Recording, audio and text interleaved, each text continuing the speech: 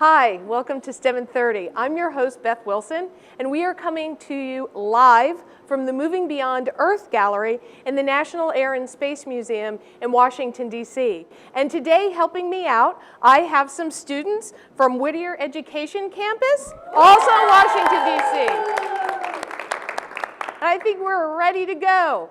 All right, so we're going to talk about space food today. And the first thing I have is a little challenge for you all, okay? So you guys have got 30 seconds. I'm going to walk around and we're going to guess what this is, okay? Let's go. What do you think it is? Candy. Candy?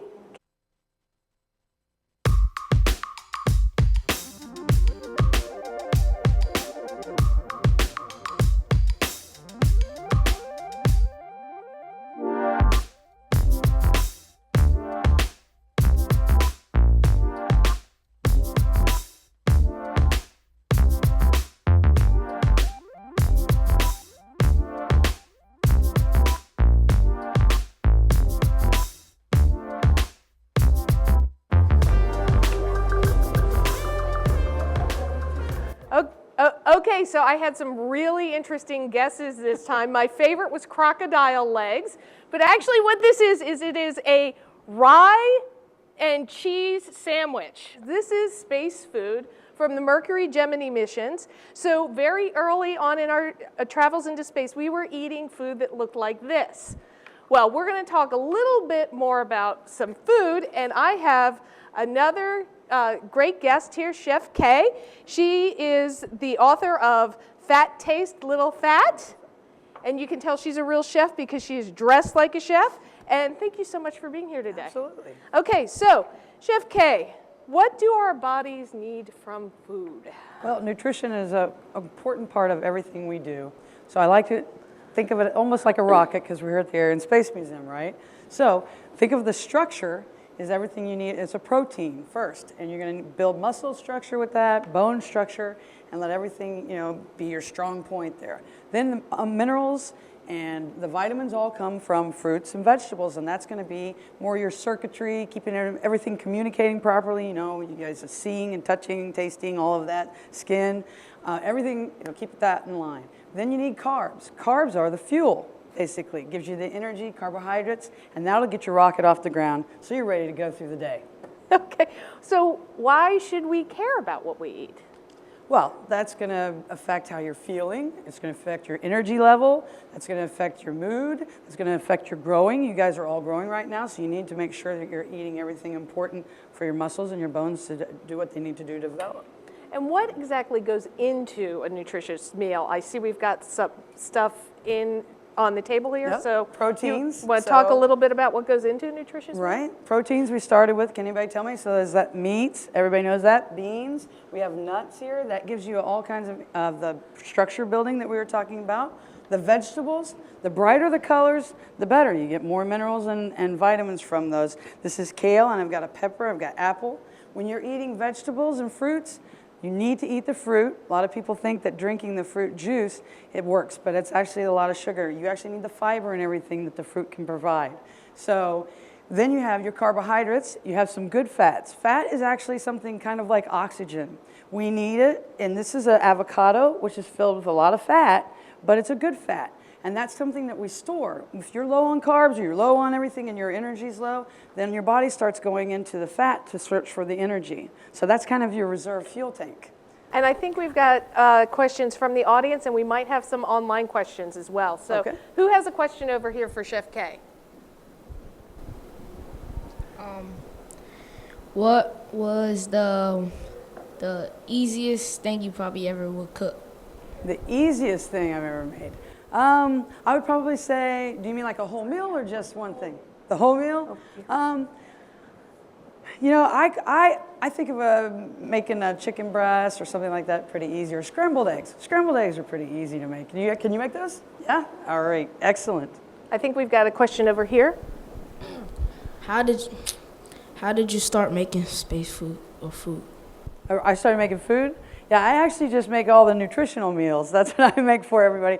But I started out in Italy. When I was about all you guys' age, I was living over there. And I began learning from all the mamas and the grandmas, all the fresh fruits and vegetables and herbs and spices that you can put into everything to make sure you're having a healthy but delicious meal. So that's what got me started. And we have an online question. Okay. Can dessert be healthy? Yes, sir, it can. Yep, if you're going to go with fruits and you want to slice fruits, we actually have apple crisp that I do that's in my book. And we'd have, you slice the apples thinly, just do a slight topping on there. We leave out all the butter that's in like apple cobblers and stuff. And we can still make it a really low, lean, and healthy vitamins and minerals. Going for a healthy deal. Okay, you've got a question? Yeah, I want to say that. How do you make like real food into hard food? What's that? How do you make real food into hard food? To hard food. I think you're jumping ahead. Real food. Yeah, how do you make real food to hard food? Like when you stand in the spit, it's hard like this one. Oh, that's where they dehydrate it. Actually suck all the moisture out of it. And we're going to actually have somebody that's going to talk to you from the Space Center in Houston that we'll get back with you later. She'll catch you up on that. Okay, you got a question? What's your favorite meal to make? What's that? What's your favorite meal? My favorite meal is probably my beef bourguignon. I love that. And it goes over rice. Any other questions? Oh, we got one here. Is being a chef your favorite job? Absolutely. I love being a chef. Okay. How much steak should you eat in maybe a day? In a day? Well, about 4 ounces. Unless you want to eat steak each meal, then I guess you could do 4 ounces each time. So we did an activity earlier, and you all put together some healthy meals. So do you want to tell us what ingredients did you use and what did you create? We created a salad. We used like meat And what else? and chips, and the dessert was supposed to be M&Ms. Ready? The dessert is M&Ms. And what unhealthy stuff did you give? I see you got soda in here, but you've used a lot of the healthy stuff, didn't you? Yes. Good. I think we've got someone over on with Chef K. Absolutely. So in your box, I had some hummus, I had some cheese, and a Milky Way bar, and I had some other candy bars, and then you had some apples and a muffin. What did you guys come up with? We came up with, we did apples and muffins with peanut butter, and we came up with a dessert. Okay, so it's like a dessert snack. Yeah. Very nice. Good. And still healthy. Excellent.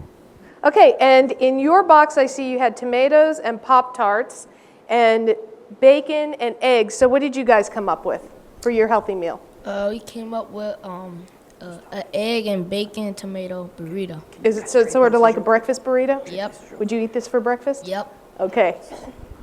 Okay, so I had over here this team.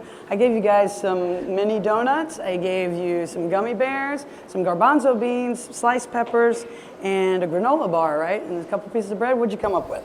We came up with a PB, pepper, and apple and honey sandwich. Excellent. That's a good combination with a little garbanzo bean garnish around there so you can eat on that. Good, you stuck with the healthy. You left out the gummy bears and the donuts. Excellent. Way to go. Okay, on this box, what do we have over here? We had a candy bar, we had some Cheetos, we had a little bit of tuna, and we had some crackers, right? So what did you come up with?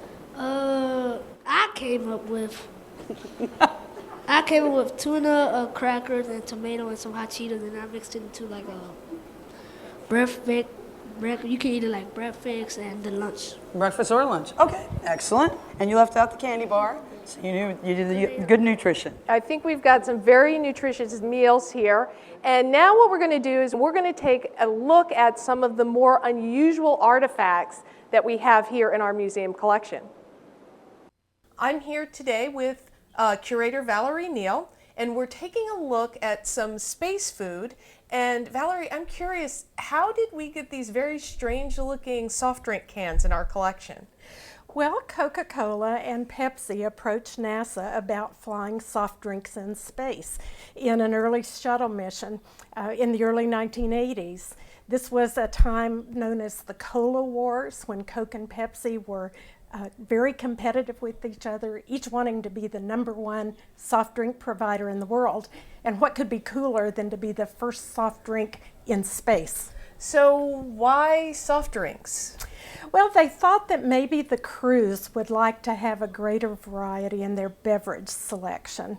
Astronauts had always been accustomed to powdered drinks, and they thought that maybe they'd like to have a good all-American soft drink while they were in space. But there are problems with that. Yeah, I can see they've got these bizarre tops on them. Exactly. If you were to pop the top of a soft drink can in space, it would spew everywhere and make a big mess. Or even if you twisted the cap, it would float out of the bottle. So the companies put some time and effort into devising a special soft drink can for use in weightlessness. And Coke developed a device on top that you would actually put in your mouth and push the button, and it would squirt the soft drink into your mouth. And then Pepsi did an adaptation of a standard shaving cream can or a whipped cream can, where again you would put the little spigot on top right into your mouth and drink that way. And just as shaving cream and whipped cream come out pretty foamy, so did Pepsi, and so did Coke for that matter. The crews were not really impressed with the taste or the mix of carbonation and syrup. And is it in there just the way an ordinary Coke can or Pepsi can is? No, there's actually structure inside the can to keep the carbonation and the syrup separate, so that they would mix at the point of drinking. And they tried different combinations, and they never got the taste quite right or the consistency quite right. Well, how do you keep an ice cold soft drink in space? Well, that was also part of the problem. There's no refrigerator on the space shuttle, and so they had to drink at room temperature. And who likes to drink a warm soft drink? Not me. Not the astronauts either. Well, thank you very much. It's very interesting history on Cola Wars in space. Okay, so now from NASA's Johnson Space Center in Houston, Texas, we have food scientist Dr. Grace Douglas joining us. Hi, Grace. Hello. Grace, can you tell us how important is food to astronauts? Food is incredibly important to our crew members. They're on the International Space Station for around 6 months, and it is a very unfamiliar environment. It's not very home-like. So the familiarity of the food and the comfort they can get from the food, the variety, the choices they have, the health aspects they can get out of the food are all very important. Meal times are incredibly important to the crew members. Just similar to meal times here, it's fun to eat with your friends, it's great to eat with your family. Holiday occasions where everyone gets together are still very important to crew in flight. So we want to provide them with the variety and with the familiarity of food that they would have here on Earth. Okay, so now we're going to take a look at some astronauts actually eating in space.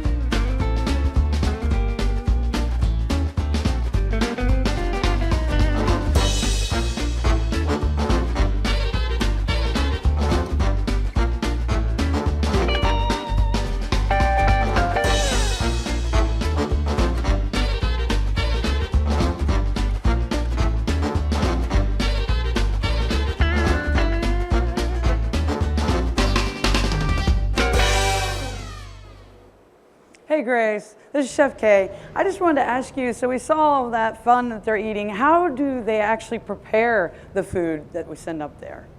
We have several different kinds of food. We have many of our foods are freeze-dried. And so we prepare them, so something like macaroni and cheese or potatoes au gratin, and then we remove the moisture here on Earth. And they can add that moisture back once they get into flight and eat it when they get there. And this preserves the food. Without the moisture, microorganisms can't grow, and so they can keep the food for a long amount of time without refrigerators and without freezers, which they do not have on the International Space Station. Additionally, we have several thermostabilized products. They're retort thermostabilized, so it's canned food in a flexible pouch. And all of our packaging is flexible and lightweight, so it's easy to stow and launch into flight. We have several items that come from the commercial grocery store, such as candies and crackers, and we repackage them for flight because they can't have crumbs in flight. So you can't just open a bag of cookies, there would be crumbs that would float out. So this way, it's a single serving and they won't have to deal with crumbs. And additionally, we repackage them because it extends their shelf life. Things that get launched onto the International Space Station end up being there for a year to 3 years. So they have to have a long quality and safety shelf life. Our drinks are packaged so we have powdered drinks, and they're packaged with a septum similarly to the freeze-dried foods. And the septum is a one-way valve, and in flight, they can inject a needle that injects water into these packages, and once they pull the needle out, the one-way valve keeps the liquid from coming back out. And after a few minutes of massaging the foods, they can cut it open and just eat it with a spoon or with a fork, and there's a surface tension created by the moisture in the food that keeps it in the package or on the spoon or fork while they're eating. And for the drinks, they have a straw that inserts through the one-way valve, and it has a clamp, so they can just drink one sip at a time and clamp it in between, and the drink doesn't just keep coming out of the straw. But what would be like some of the favorite things that they enjoy up there that they really want you, and what challenges you guys to make them? Several crew members say that they like spicy foods. They like things with a little bit more flavor. So we send things like sriracha sauce and hot sauce, but we also have things like shrimp cocktail, which has a spicy sauce. And the reason for this could be due to potentially a few different factors. One of them is there's a fluid shift to the head in space flight, and so it can give them a sensation similar to having a cold where they don't taste things as well. Additionally, there's competing aromas in space flight. They're in an enclosed environment. And finally, the aromas don't dissipate the same way they do on Earth. They don't rise and dissipate similarly in microgravity, so they're losing that aroma that they're getting from the food. A lot of times what I say down here on Earth is that we eat with our eyes, our nose, and the aromas and all that. That's the first thing that we get that makes us be ready to like, oh, and that sends it all to the brain saying, I'm ready to eat this. So that's probably effective for them, I understand. Okay, and I think that we have some questions from the audience. Do you have a question? Why is the baked bean smushy? Like, the baked bean is supposed to be like a bean instead of smushed? I think we have they would be thermostabilized in a pouch similar to a canned food, so it would be it would probably feel squishier. Okay, and we have another question from this table. Is the nuts, is it like always inflated, like stiff? I'm sorry, what did you want to repeat that? Is the macadamia? Oh, why are the macadamia nuts feel so stiff in the vacuum packed? We pull a vacuum on our packages to remove the oxygen, and it gives our items a longer shelf life. They don't have the oxygen in them that causes some of the reactions like rancidity. And that can actually make them feel stiffer. So if you cut that package open and they have the ability to move around, they'll be like normal macadamia nuts that you would buy at the grocery store here. It's the fact that the vacuum is pulled that makes it feel stiff. And let's go to an online question. AJ would like to know if you can have dairy in space. We don't have refrigerators or freezers, so you can't have dairy like you would normally think of it at the grocery store. But we do have non-fat dry milk that they can drink in a pouch once they rehydrate it in flight, and we also have non-fat dry milk in the cereals that they can rehydrate in a freeze-dried type of package and eat as a cereal.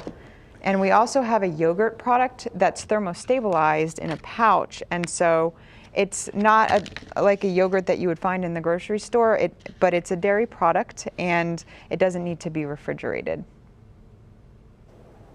Hey Grace, I have a quick question for you. Here on Earth, I have to a lot of challenges, and we have some very special dietary needs that we have to follow with a lot of things, the gluten-free, different things like that. What's been a challenge for you guys? Are you able to accommodate a lot of the different things up there? We have not had to accommodate factors such as that previously. There's a potential that we will have to in the future. Currently, we have a standard menu, and so the crew has the same choice. Every crew member has the same choice from that standard menu, and then they have some specialty items that they get in what we call bonus containers that they can choose. But I would say it would be difficult to accommodate some of those specialty conditions without more of a preference menu, which is difficult to do on the International Space Station as a complete menu, but we could potentially do that with more of a preference menu and sending up more food that they choose. It just is difficult. It's a challenge with the way that the resupply vehicles are launched and when they get there. And we have another online question. What is the most exotic food you've ever made for space? So most of the foods that we make in our lab are very familiar American fare. We do have some items that use curry sauces, and we also have some items that come from the European Space Agency and the Canadian Space Agency and the Japanese Space Agency, and additionally the Russian Space Agency provides some items that for their crew members that they might share with our crew members. So some of those international items would be more exotic. Now what we're going to do is take a look at some of the packaging that the students did here earlier today. So I'm going to send it over to Chef Kay and... Okay, well we have Team Blueberry over here. This looks pretty interesting. What did you guys have for your concept that you're going on here? Well, for the cookie, we was gonna wrap it in foil, and for the ham, rice, and carrots, we was gonna put the top on and close it more with like tape. And with the cereal, we was gonna put bubble wrap on it with a pipe cleaner. Okay, excellent. Okay, and let's take a look at, you all had something pretty creative. You were going to cover it, and then what were you going to do? We was gonna put a plate over top of that, then put the remover foil, and then put this as the handle and tape it down so it could like carry it like this. Okay, so we had some really great ideas, and Chef Kay, you've got one more over there? Absolutely, this team right here, what did you guys have that you're setting up with the garbanzo, the peanut butter and pepper sandwich? You needed to get that there, what do you got? We have peanut butter. Well, how are you packaging it? To send in space. Two plates and a foil. 2 plates and then wrap it in foil? Okay. Okay, so we had a lot of great ideas. I have another question for Grace.